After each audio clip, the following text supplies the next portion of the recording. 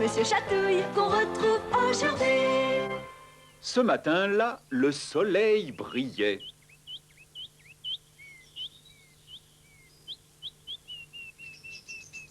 Dans sa petite maison à l'orée du bois, Monsieur Chatouille dormait encore.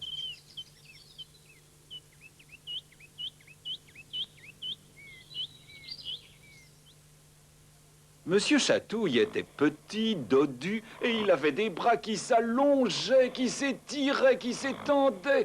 Monsieur Chatouille avait des bras incroyablement longs. Monsieur Chatouille dormait à poings fermés, et il rêvait à quelque chose de très drôle, sans doute, car il criait très fort, si fort qu'il se réveilla. Il s'assit sur son lit, étira ses bras incroyablement longs et bâilla. À se décrocher la mâchoire. Monsieur Chatouille avait faim. Alors que fit-il? Il tendit un bras.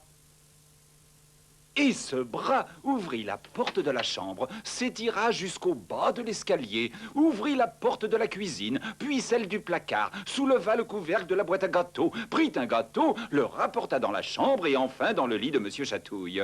Des bras aussi longs, c'est bien pratique.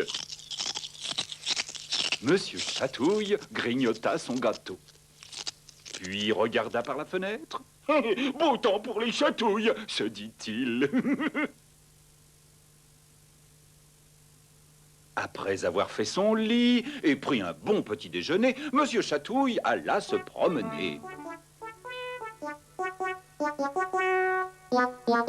Il ouvrait grand les yeux car il cherchait quelqu'un. Quelqu'un à chatouiller. Monsieur Chatouille arriva près d'une école. Personne en vue. Monsieur Chatouille tendit ses bras incroyablement longs vers le rebord d'une fenêtre et se hissa pour jeter un coup d'œil à l'intérieur.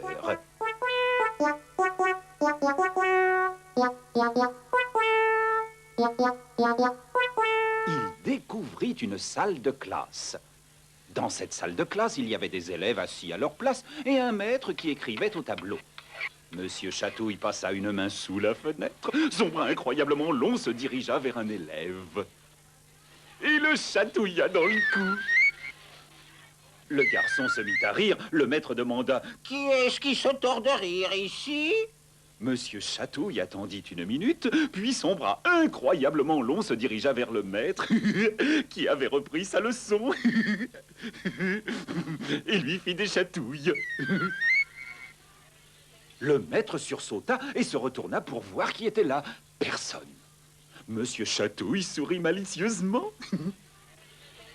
Il attendit encore une minute, puis recommença à chatouiller le maître. Cette fois, il le chatouilla longtemps, tant et si bien que le maître se tordit de rire. « Arrêtez, arrêtez !» criait-il.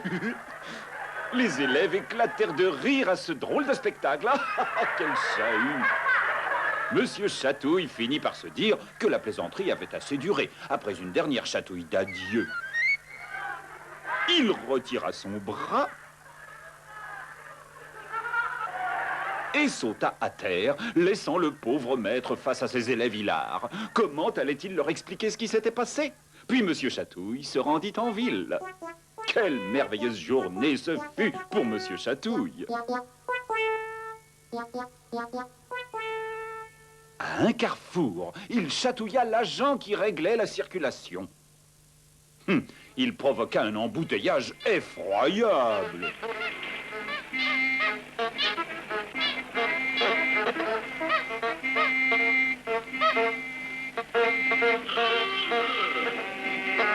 Il chatouilla l'épicier qui empilait soigneusement des pommes sur sa devanture. L'épicier tomba à la renverse.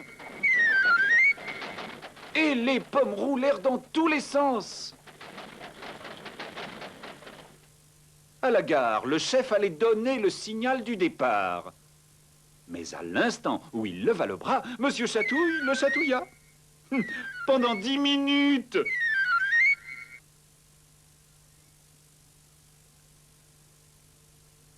Bien entendu, le train partit en retard. Les voyageurs étaient furieux.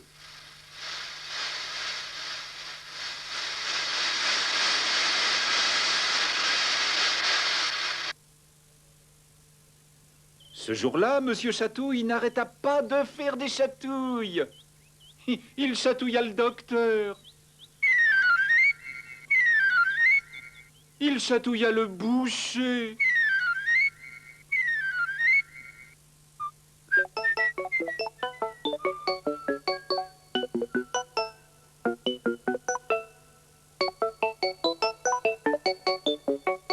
Il chatouilla aussi Monsieur Timbre, le vieux facteur, qui laissa tomber ses lettres dans une flaque d'eau. Finalement, Monsieur Chatouille rentra chez lui.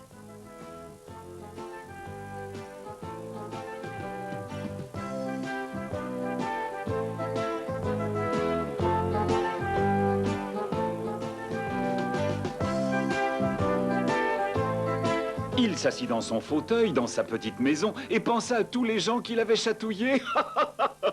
Si tu es chatouilleux, méfie-toi de Monsieur Chatouille et de ses bras incroyablement longs. En ce moment précis, il n'est peut-être pas loin de toi. Il est peut-être prêt à te chatouiller.